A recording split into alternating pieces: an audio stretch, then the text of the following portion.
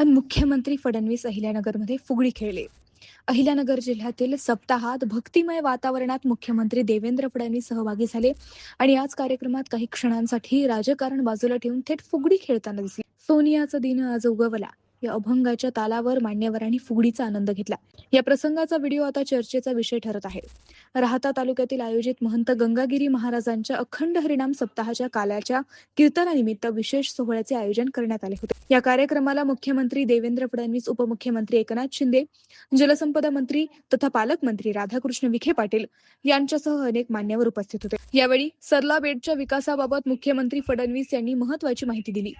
सरला बेटचा सर्वांगीण विकास करून हे ठिकाण महाराष्ट्रातील भाविकांसाठी आध्यात्मिक ऊर्जा केंद्र म्हणून विकसित करण्याचा सरकारचा प्रयत्न असल्याचे त्यांनी सांगितले. सभागृह, रस्ते, पूर संरक्षण आणि सौर ऊर्जा यासारखे विविध विकास कामे सुरू असल्याची माहितीही मुख्यमंत्र्यांनी दिली. मात्र या संपूर्ण कार्यक्रमातील सर्वात लक्षवेधी क्षण ठरला तो शेवटच्या काही मिनिटांचा.